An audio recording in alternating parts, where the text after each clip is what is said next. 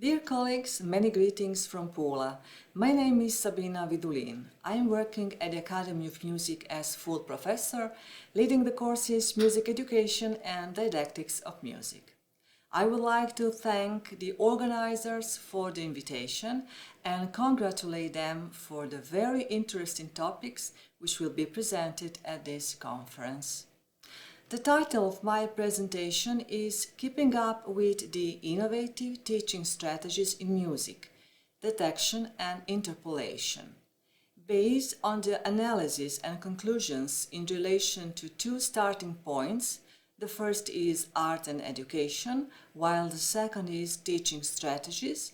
My presentation aims to highlight the potential and efficiency of listening to music and musical understanding through a new strategy, cognitive emotional listening. Since works of art compel us to question social, political, and moral norms, music art as subject has several roles in education.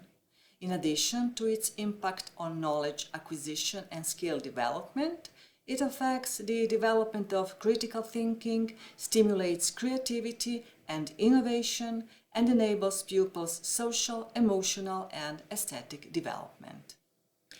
Education and art have always been a matter of discourse among experts as well as the public. These are subjects of interest not only to music and art teachers and the music professionals in general, to teachers of other subjects, parents whose children attend primary and secondary schools, media, in short, everybody.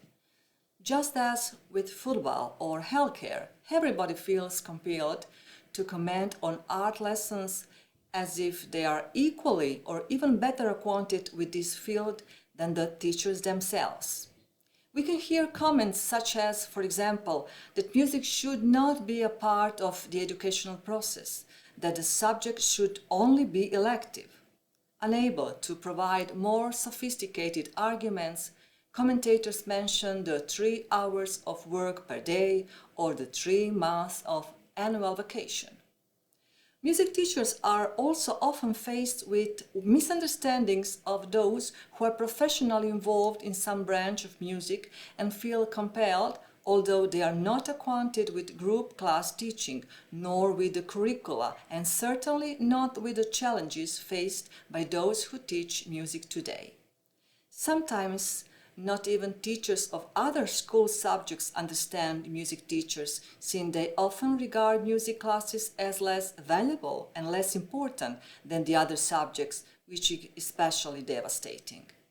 And this is not the end.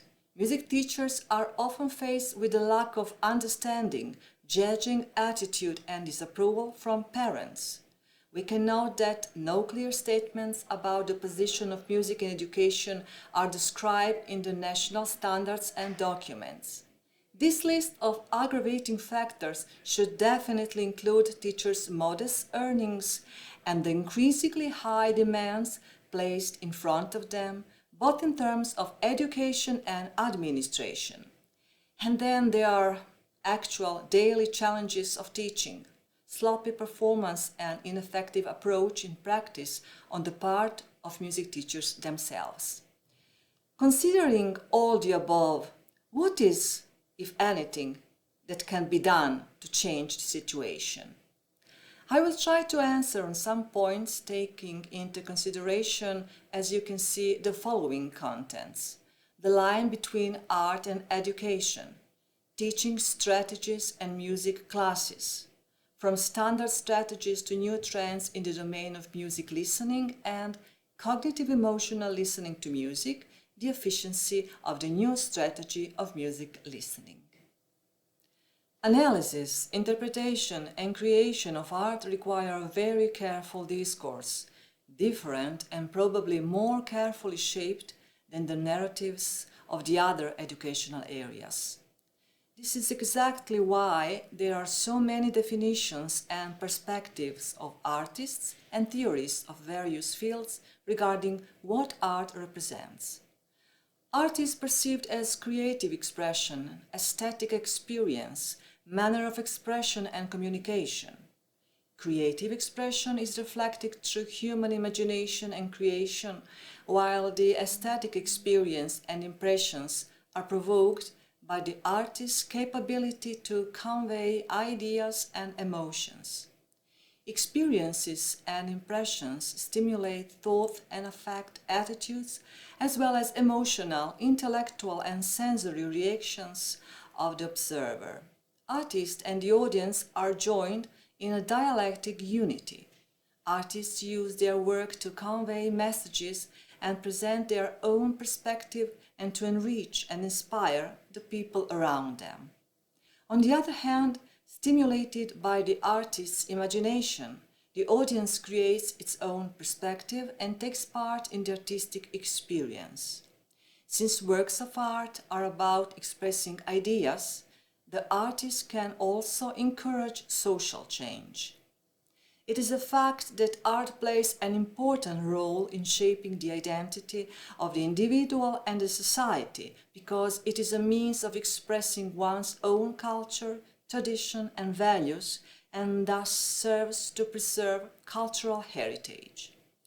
Precisely because it is subjective and cannot be treated unequivocally, as it varies and changes depending on the context, time, surroundings, culture, and individual beliefs, art represents a major potential challenge and a topic of endless discussions.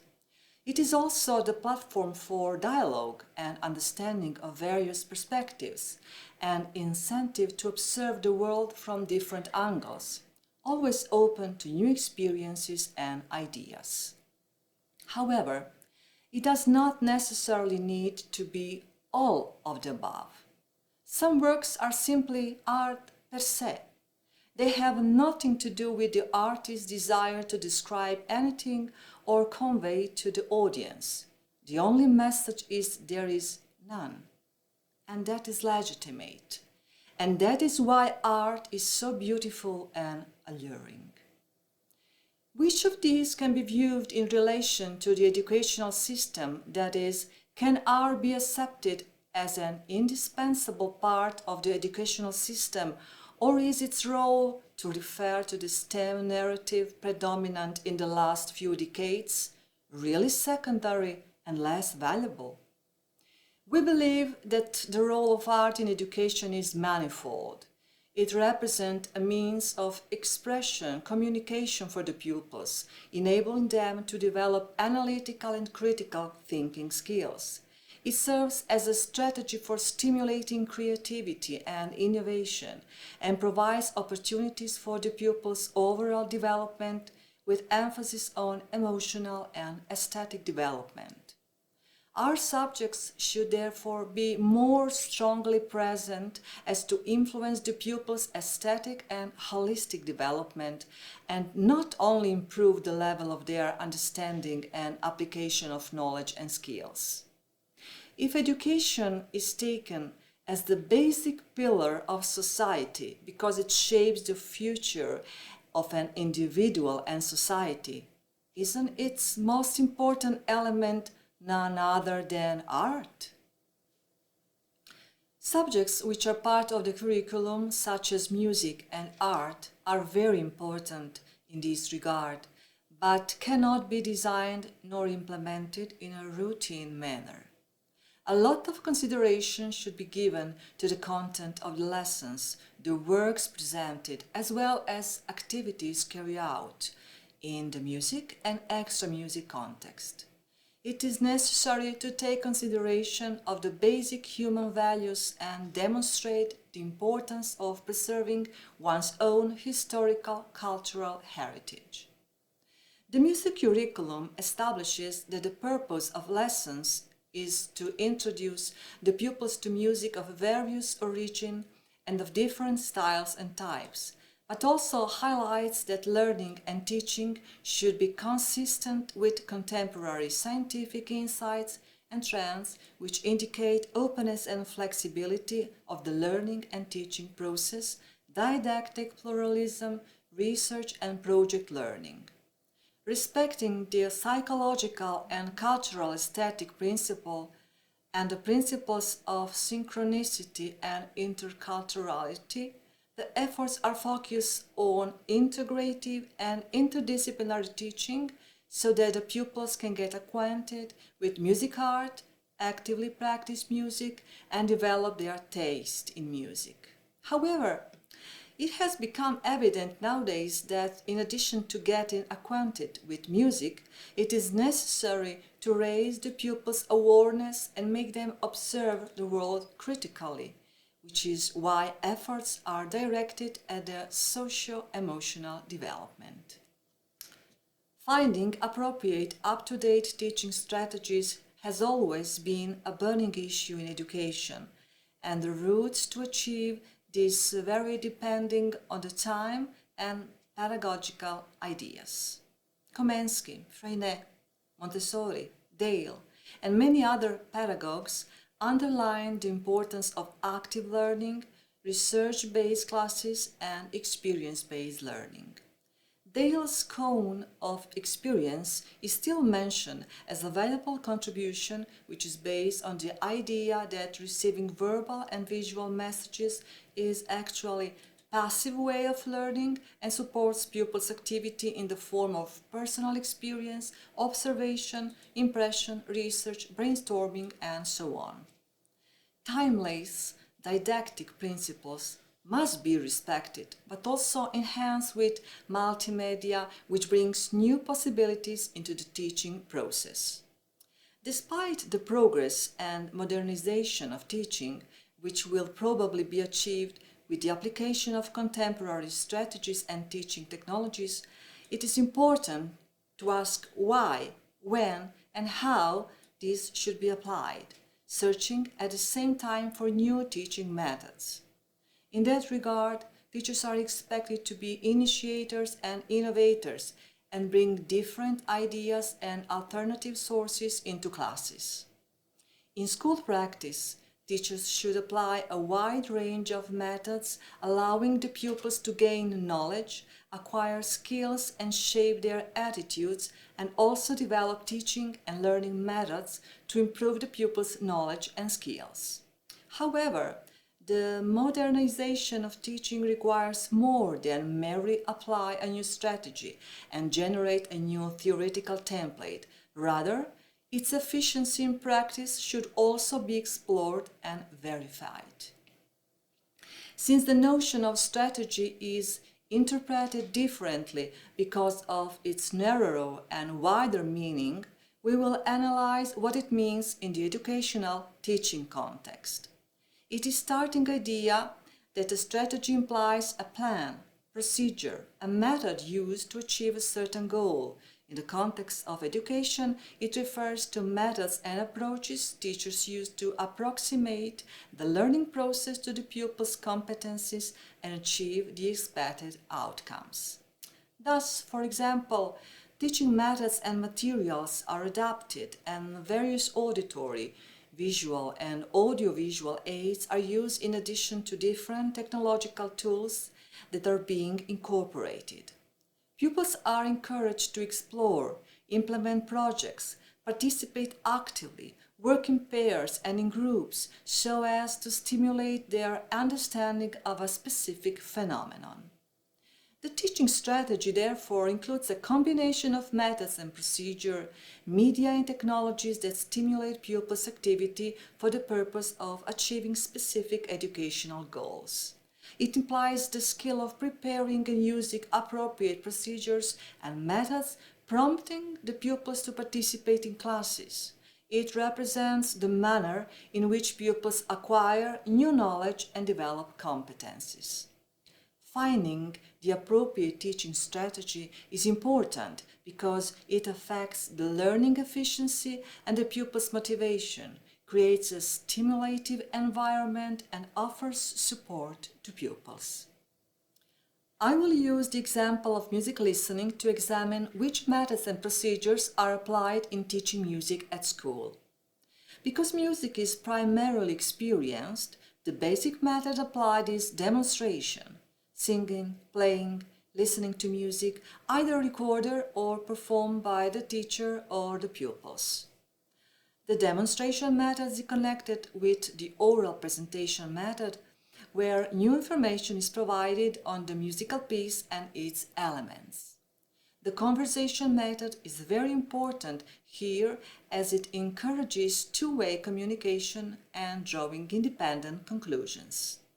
Procedures which can be used when listening to music and understanding music are written work, discussion, and cooperative learning, including the following: guided and independent music listening, analytical listening with or without assigning tasks, illustrative listening, fragmentary or integrative listening, cognitive or emotional listening. Looking at the wider context, we can conclude that these are strategies of active learning and learning by discovery focused on the musical, historical, analytical context of listening to music and music understanding.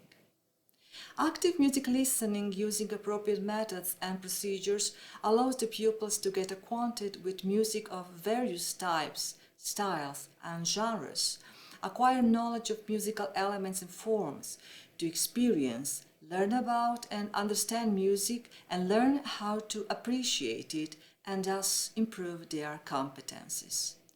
The music curriculum shows that it is left up to the teachers to observe music in the context and not only in terms of music theory, which is apparently the biggest challenge because some of them do not know the best way to accomplish this.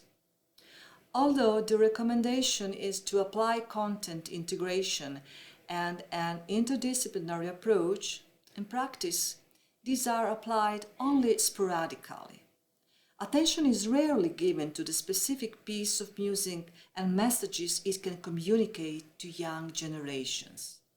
Pupils can be introduced to music literature through a musical, historical, analytical approach which connects the process of listening to music with the analysis and evaluation of a musical piece. However, the basic question is whether music classes are an end in itself or if their purpose should be achieving the pupil's integral holistic development. The answer is that the pupil's holistic development should definitely be stimulated. Which strategies could be used to achieve this?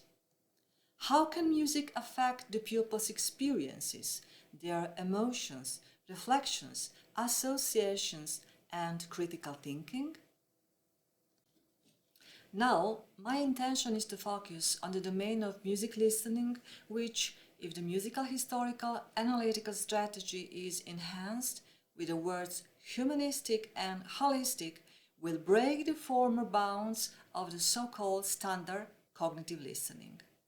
I will focus precisely on the domain of music listening not as an end in itself, but in the artistic and social historical context with a humanistic and holistic orientation. The idea is to use the new strategy of music listening to focus on the pupil's experience, observation, and understanding so they would be better acquainted with music, accept it as their own, and also accept themselves through a piece of music. The new strategy of music listening, the cognitive emotional listening, is based precisely on those paradigms. Knowing that experience is a pupil's impression or feeling they get while listening to music, which they perceive, interpret, and emotionally react to, it is evident that music evokes different feelings which vary from one child to the other, depending on previous experiences, beliefs, values, emotions, current state, as well as expectations and context. Understanding and being aware of our own experiences can facilitate self-assessment and self-awareness and help develop emotional intelligence. Furthermore, understanding and accepting other pupils' experiences can help build empathy, understanding, and interpersonal relationships. Experience as something entirely based is often connected with independent observation, which is the individual's capability to notice, observe, and interpret the musical and extra-musical world based on impression, attention, experience, and personal knowledge. Independent observation is not only about noticing, but also about interpreting and reflecting on what is being observed. The next level of cognitive emotional music listening is understanding the process through which an individual acquires specific knowledge. It is built upon experience and independent observation.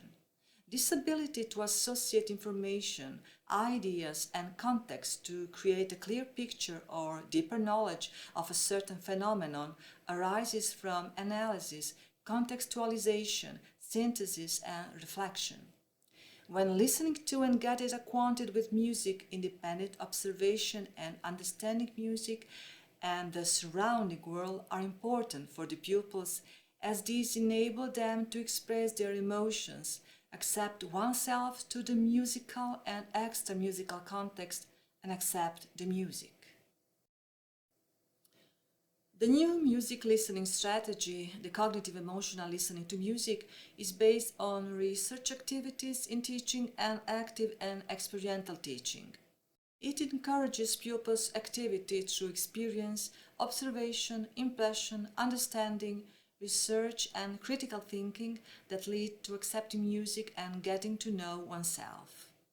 It has its own plan, methods, and procedure, the manner in which a certain outcome is achieved. Through specific steps, the teacher is able to prepare for more efficient teaching and thus develop pupils' competencies. With demonstration, discussion, and cooperative learning methods and different procedures, for example, listening with or without tasks, listening to the complete musical piece or only its fragments, to the musical, historical, analytical context of listening and learning about a musical piece, using multimedia, the goal is to contribute to pupils' holistic development, self-acceptance through music and with music. Content integration, multimodality, and interdisciplinary approach are important features of cognitive emotional music listening. This strategy can affect pupils' experiences, their emotions, reflections, associations, and critical thinking as demonstrated by the results of scientific research. So far, cognitive emotional listening to music in Croatian schools has been investigated in 2 scientific research, while the third one is in progress. All this research is part of scientific projects registered at the Dobrila University of Pula. The first research was carried out in the upper grades of the primary schools from September to December.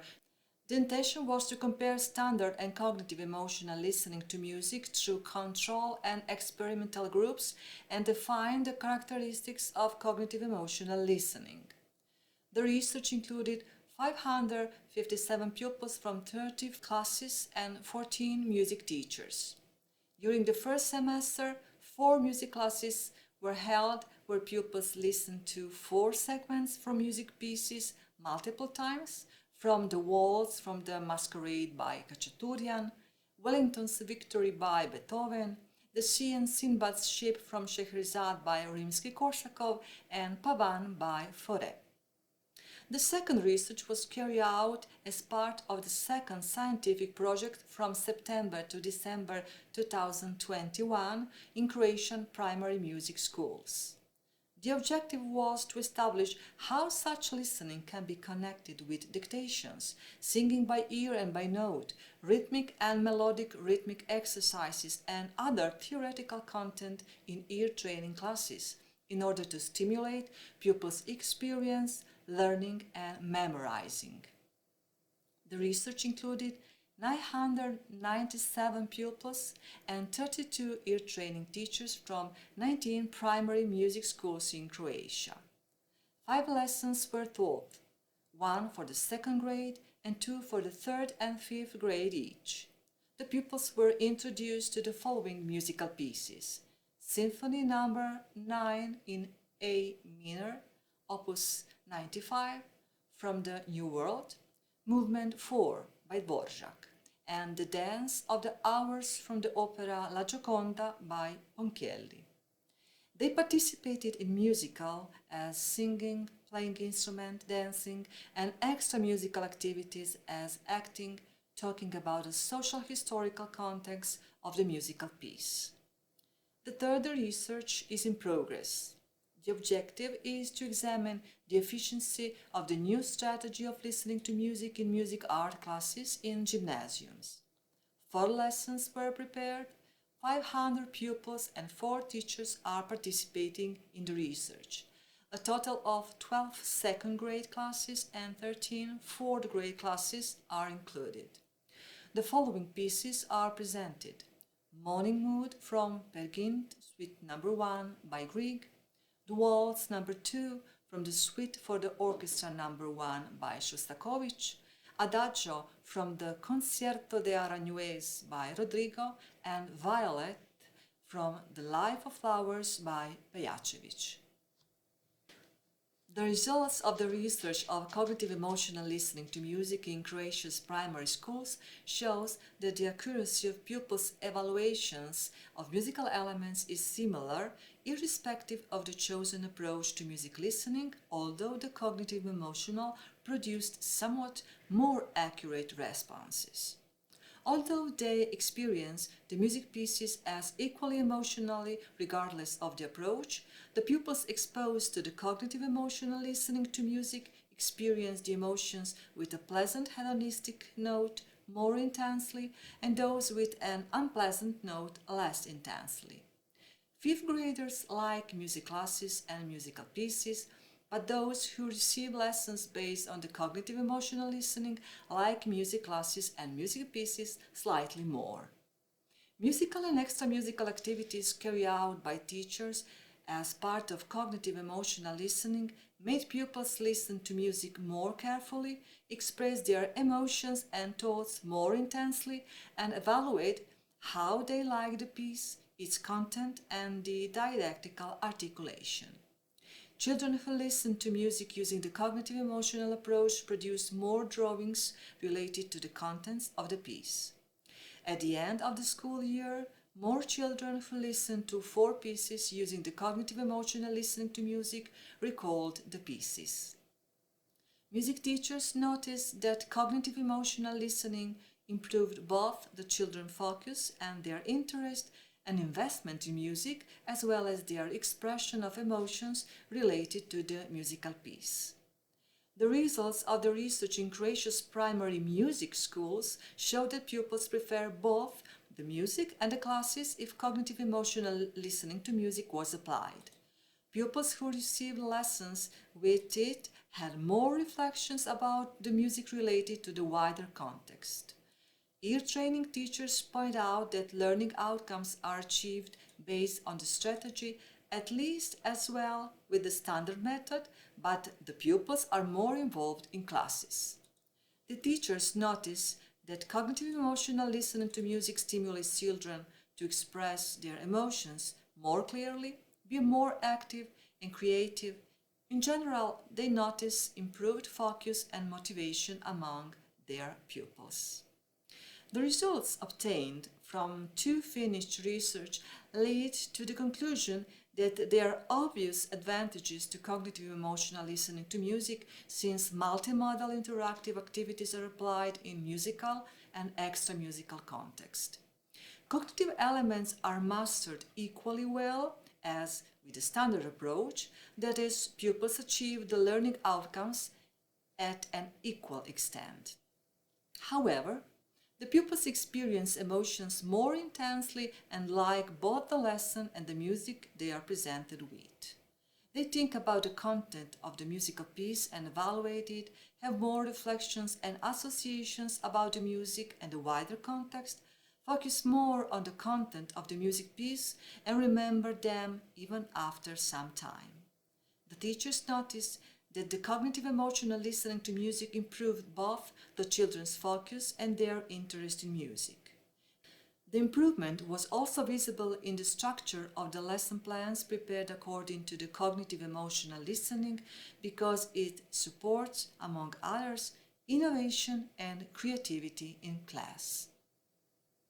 So, to conclude, in this presentation I try to answer the first question: what can we do to change the situation? By sharing my example and inviting the colleagues to include some innovative changes into their teaching, find appropriate teaching strategies and examine their efficiency in class. Since musical piece invite us to question social, political and moral norms, whether purposefully or not, they are an excellent platform for shaping one's identity and raise the awareness of both pupils and teachers. This is exactly why musical pieces presented to children need to be carefully considered both in the musical and extra-musical context, because this contributes to the shaping of basic human values. To achieve this, a musical piece as stimulus and inspiration should be presented using the appropriate teaching strategy that affects the pupil's motivation, interest, and active participation. The results show that cognitive emotional listening has encouraged pupils to experience music, to react with emotion, observe, make associations, link the music with other viewpoints, and with the teacher's assistance, learn to understand music and eventually accept it. On the other hand, the teachers were introduced to the possibilities of cognitive emotional listening, and hopefully they understand how beneficial it was to invest their knowledge and energy into searching for and finding new ways to improve classes in favor of the pupils' holistic development. Thank you very much for your attention.